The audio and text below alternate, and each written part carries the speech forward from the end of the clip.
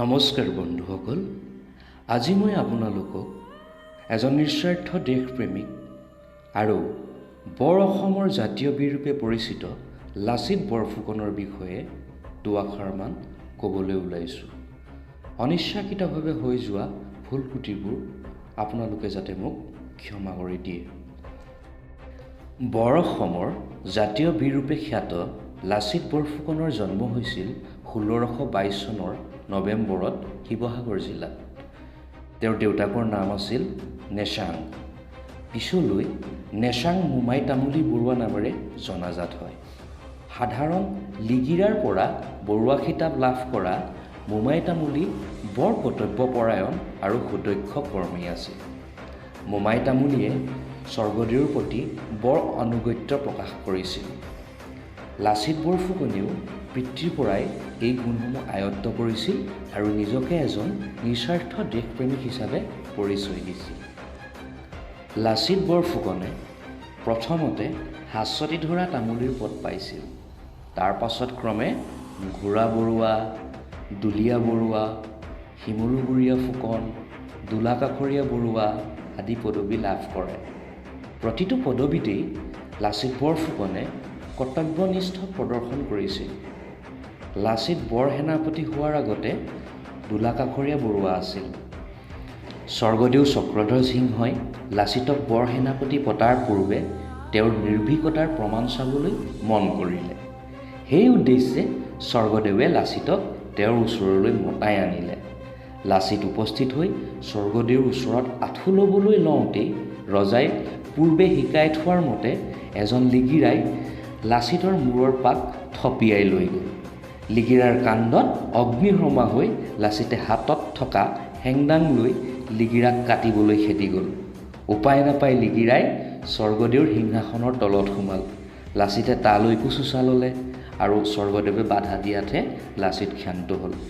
স্বৰ্গদেৱে লাচিতৰ সাহসৰ প্ৰমাণ পাই সন্তোষ পালে আৰু হাতত এখন সোণালী ৰঙৰ হেংদাং উপহাৰ দি সেনাপতি আৰু বৰফুকনৰ পদত অধিষ্ঠিত কৰিলে।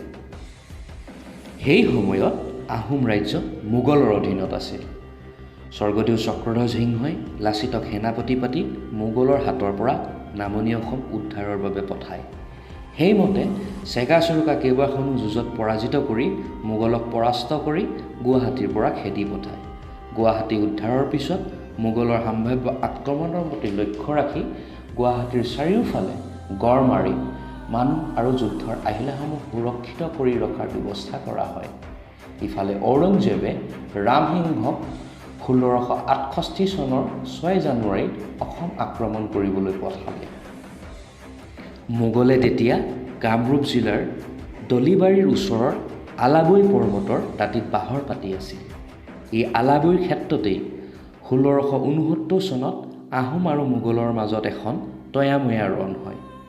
এই যুদ্ধৰ নাম আলাবৈৰ যুদ্ধ। আলাবৈ যুদ্ধত একেদিনাই প্ৰায় ১০,০০০ আহোম সেনাই প্ৰাণ দিবলগীয়া হৈছিল। আলাবৈ যুদ্ধৰ পৰাজয়ে লাচিতৰ মনলৈ হতাশা আনে, কিন্তু মহামন্ত্ৰী আটন বুঢ়াগোহাঁইৰ বুজনিত তেওঁ পুনৰ দৃঢ় হ'ল। ইফালে কিছুদিন পিছত চক্ৰধ্বজ সিংহৰ মৃত্যু হ'ল। ৰামসিংহই লাচিতৰ লগত সন্ধিৰ প্ৰস্তাৱ দিলে। লাচিতো নৰিয়াত পৰিল। বহুতো আহোম সৈন্য যুদ্ধ এৰি পলাল।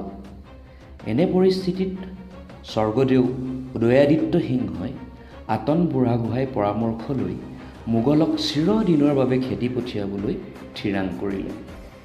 স্বৰ্গদেউৰ আদেশ মানি লাচিতে নৰিয়া দেহাৰে নৌযুদ্ধৰ বাবে সাজু হ'ল। নদীৰ মাজত দুয়োপক্ষৰ ভীষণ যুদ্ধ চলিল। কামাখ্যা, ইটাখুলি আৰু অক্লান্তত যুদ্ধ নাও উপচি পৰিল। পানীত পৰি বহুতো মোগল মৰিল। অসমীয়া সেনাই বহুতো মোগলক কাটিলে।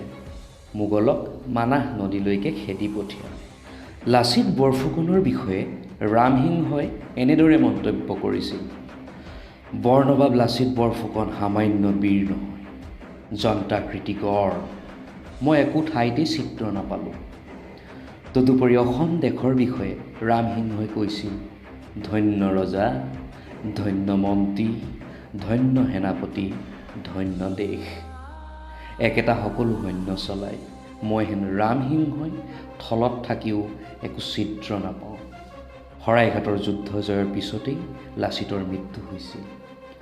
যুদ্ধৰ সময়ত তেওঁ তীৰকঁপে জ্বৰ উঠি আহিছিল আৰু সেই জৰীয়া দেহাৰে তেওঁ যুদ্ধ কৰিছিল। পিছত চাউফা উদয়াদিত্য সিংহই ১৬৭২ চনত যোৰহাটৰ পৰা ১৬ কিলোমিটাৰ আঁতৰত লাচিত মৈদাম নিৰ্মাণ কৰে। বন্ধুসকল, আপোনালোকে যদি মোৰ এই সৰু ভিডিঅ'টো চাই ভাল পালে তেনেহ'লে প্লিজ লাইক, কমেণ্ট আৰু শ্বেয়াৰ কৰিবলৈ নাপাহৰিব। আকৌ ধন্যবাদেৰে জয় আই অসম।